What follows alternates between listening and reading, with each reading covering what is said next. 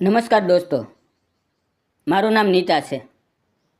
ઉંમર માત્ર 28 વર્ષ, પણ મારા ભાગ્યમાં એટલું બધું દુઃખ લખાયેલું છે કે ક્યારેક લાગે છે કે જીવનની દરેક સવાર માત્ર નવા દુઃખ લાવવા માટે જ આવે છે.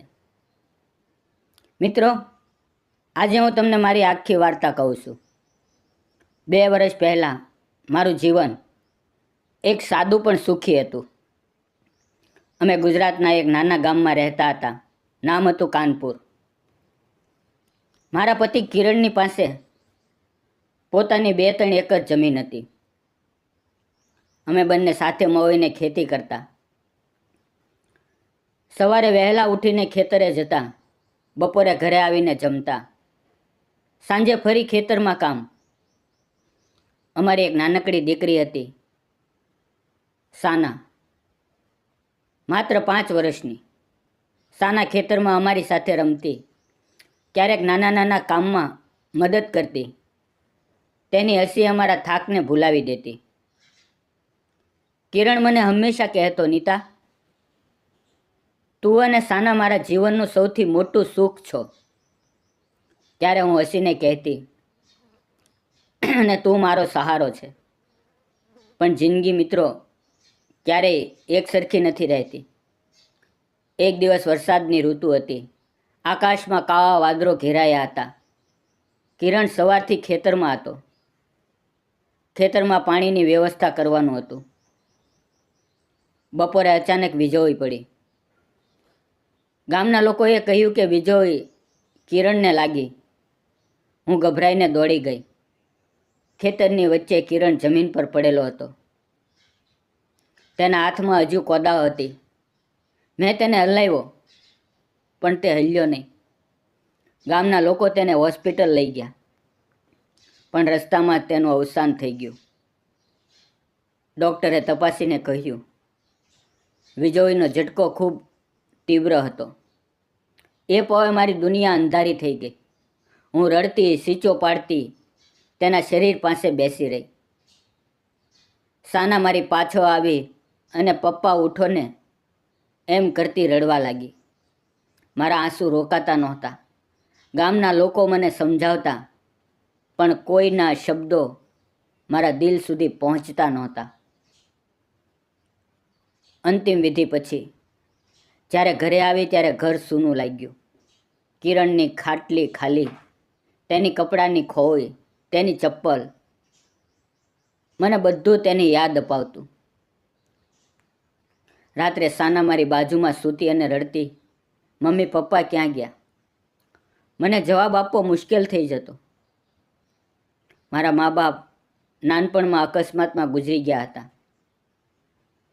કિરણના ભાઈ અને બહેનો ગામમાં જ હતા, પણ તેઓ પોતાના પરિવાર સાથે વ્યસ્ત હતા. તેણે થોડા દિવસ મદદ કરી, પછી કહ્યું, તારે તારું જીવન હવે જોવું પડશે. હું અને સાના એકલા પડી ગયા. ખેતરનું કામ બંધ થઈ ગયું. જમીન પર ઘાસ ઉગી ગયું. પૈસા ખતમ થઈ ગયા.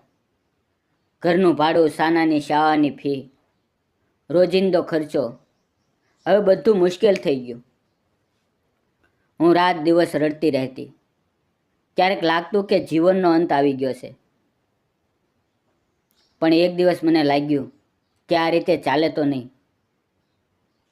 સાનાનું ભવિષ્ય છે, તેને ભણાવવી છે, તેને સારું જીવન આપવું છે. મારે પોતાના પગ પર ઊભું રહેવું પડશે. મેં ગામના સરપંચને મળીને કહ્યું, મને ખેતરમાં કામ મળે એવું કરો, હું મહેનત કરીશ. સરપંચે કહ્યું, બેટા, તું એકલી સ્ત્રી છે, ખેતરમાં કામ મુશ્કેલ છે, પણ ગામની બહાર રામજીભાઈના મોટા ખેતરમાં મજૂરીનું કામ છે, તું ત્યાં જઈને વાત કર. બીજે દિવસે હું સાનાને પડોશના પાસે છોડીને રામજીભાઈના ખેતરે પહોંચી. ત્યાં 50-60 એકર જમીન હતી. રામજીભાઈએ મને જોઈને પૂછ્યું, તું કામ કરવા આવી છે? પણ ખેતરમાં ભારે કામ છે, તડકો, વરસાદ, ભારે વજન. મેં નમ્રતાથી કહ્યું, હું બધું કરીશ, મારે મારી દીકરી માટે કરવું છે. તેમણે મને કામ આપ્યું અને દરરોજના 350 રૂપિયા નક્કી કર્યા. એ દિવસથી મારી મહેનતની સફર શરૂ થઈ. સવારે 4:30 વાગ્યે ઉઠવું, ઘરનું બધું કામ કરવું, સાનાને તૈયાર કરવી અને ખેતરે પહોંચતી. ત્યાં બીજ વાવવા, ખાતર નાખવું, પાણી આપવું, ઘાસ કાપવું, હું બધું કામ કરતી. મારા હાથમાં ફોલ્લા પડી ગયા, પીઠ દુખવા લાગી, પગમાં દર્દ થતું, મારી ત્વચા કાળી પડી ગઈ, પણ હું રોકાતી નહીં.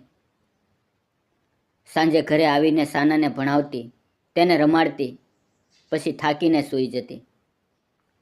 રાત્રે ક્યારેક કિરણને યાદ કરીને રડતી, પણ સવારે ફરી હિંમત કરતી.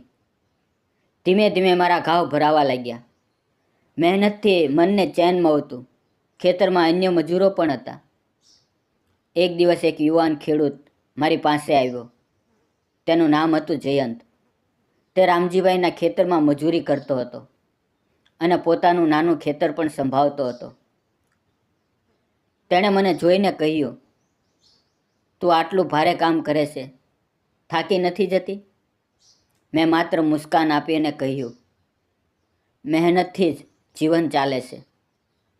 જયંત દરરોજ મારી પાસે આવવા લાગ્યો.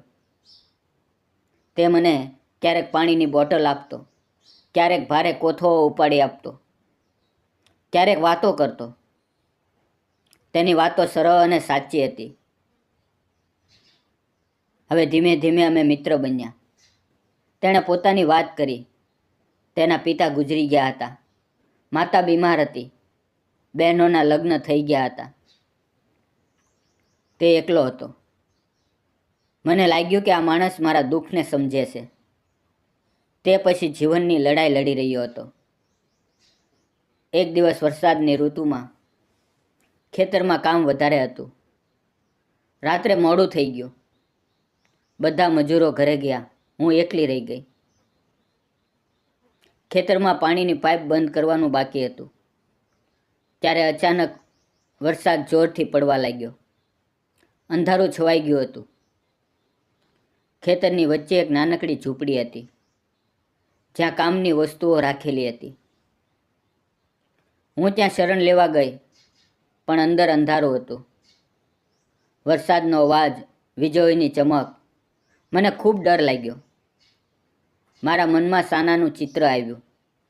કિરણની યાદ આવી. હું રડવા લાગી. ફોનની બેટરી ખતમ થઈ ગઈ. હું એકલી ફસાઈ ગઈ. બહાર નીકળવાનો રસ્તો દેખાતો નહોતો. અચાનક બહારથી અવાજ આવ્યો, નીતા, નીતા, તું અહીંયા છે?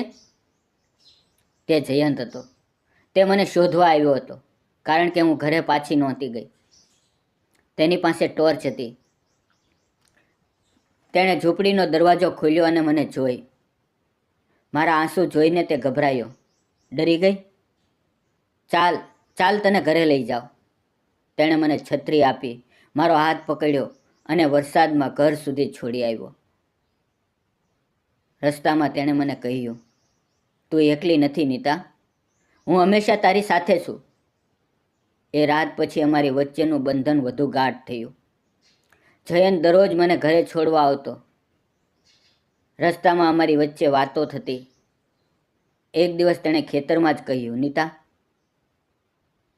નીતા, તારી હિંમત જોઈને મને લાગે છે કે તું ખૂબ મજબૂત છે. તારું દુઃખ મને સમજાય છે. હું તને પસંદ કરું છું. ના, હું તને પ્રેમ કરું છું. સાનાને પણ હું પોતાની દીકરી જેવી રાખીશ. શું તું મારી સાથે જીવન વિતાવવા તૈયાર છે? મારી આંખો ભરાઈ ગઈ. મેં કહ્યું, જયંત, હું વિધવા છું, એક બાળકીની મા છું. તું યુવાન છે, તારા માટે સારું જીવન છે. તેણે મારો હાથ પકડ્યો અને કહ્યું, પ્રેમમાં કોઈ ગણતરી નથી. તારી સાથે જીવન વિતાવવું મને સુખ આપશે.